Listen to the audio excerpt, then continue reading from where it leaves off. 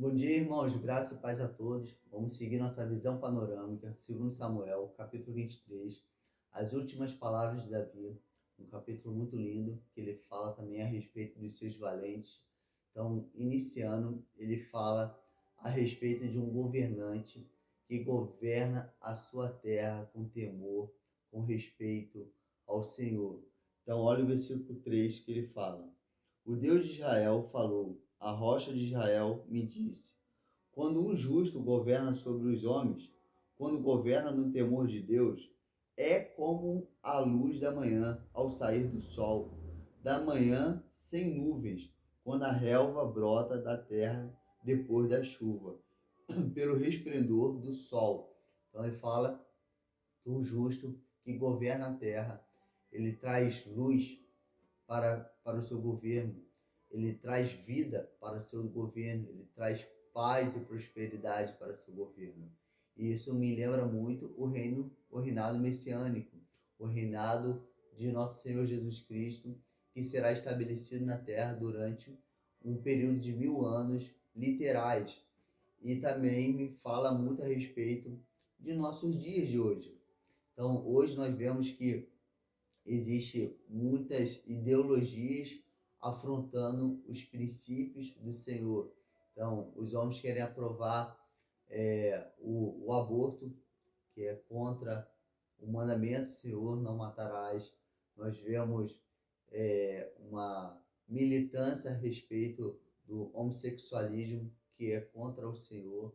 O Senhor fala que criou o homem e que criou a mulher e que ambos se juntariam e seriam uma só carne, homem e mulher, não homem e homem, mas homem e mulher. Não existe nada além disso que gere vida, somente o casal pode gerar vida, e esse é o princípio da família de Deus, e a ideologia quer ir totalmente contra o princípio de família.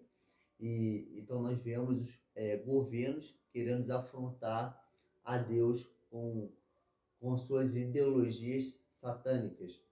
E aí eu achei isso muito interessante, e eu oro a Deus para que Deus possa derramar espírito de sabedoria, revelação aos nossos governantes, nosso presidente, aos nossos vereadores, aos nossos prefeitos, deputados, todos os governantes do Brasil, que essa sabedoria de Davi, que o homem que teme a Deus, o homem que respeita os princípios e os estatutos, as normas do Senhor, ele traz prosperidade para o seu governo, ele traz vida para o seu governo.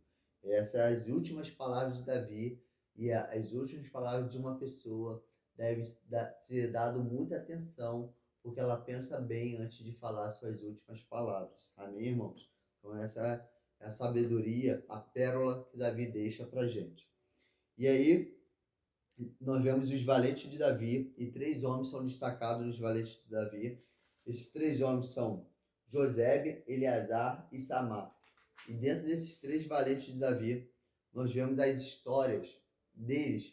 Então, por exemplo, Josebe, versículo 8, fala assim, ó: esse era o principal dos 3, foi ele que matou 800 de uma vez com a lança. Então, esses homens, não somente esses 3, mas esses valentes de Davi fizeram coisas extraordinárias, e a questão é que Deus concedeu graça, favor a eles por causa do posicionamento deles. Então, se você quer ser um valente, você precisa se posicionar com ousadia, com coragem, e Deus te dará graça e vitória nas suas lutas.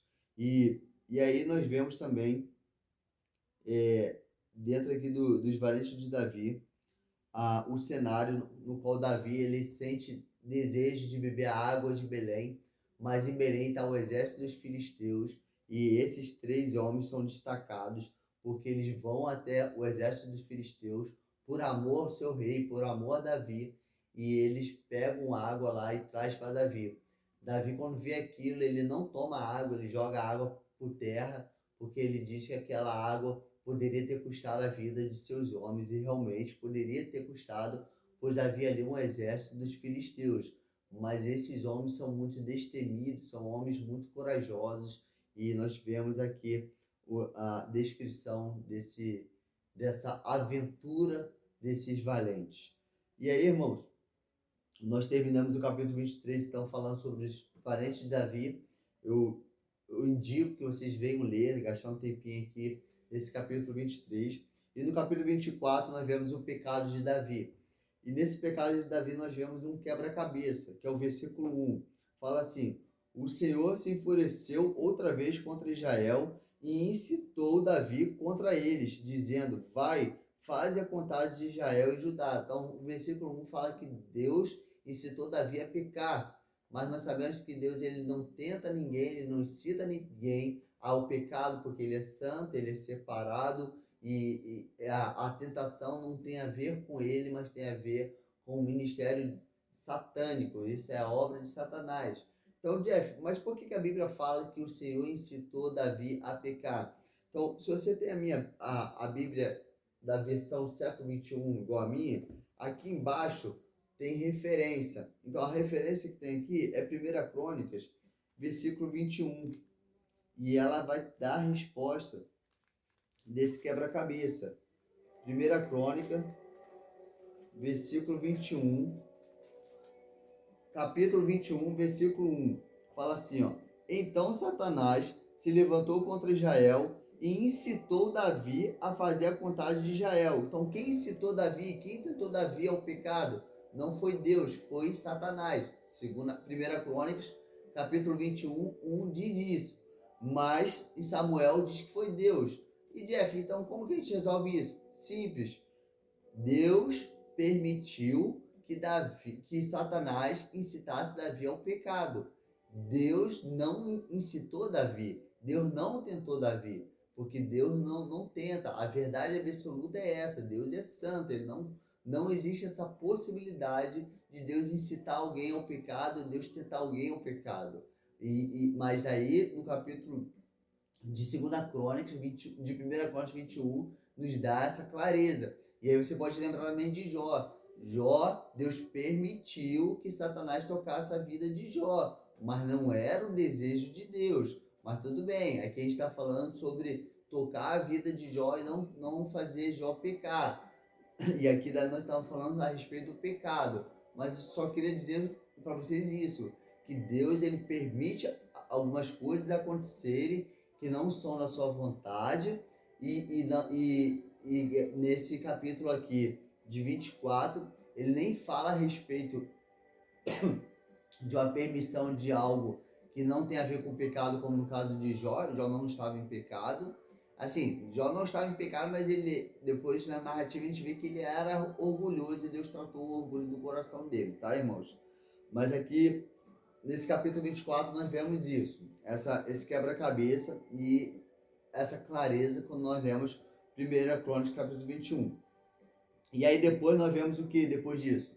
Nós vemos o conselho de Joabe. Joabe vai até Davi e fala assim: Davi, tu vai fazer essa loucura? Você não sabe que não pode contar os homens das tribos? Mas Davi não ouve Joabe, e nós vemos mais uma vez que Joabe ele é um grande líder, e Joabe está tentando proteger Davi de cometer esse pecado. E Davi não dá ouvidos para ele. Davi peca contra o Senhor, e o Senhor envia o profeta Gade até ele, oferecendo 3 opções de escolha. A primeira é 7 anos de fome, a segunda é 3 meses de fuga, e a terceira é 3 dias de praga. Davi escolhe uma dessas opções.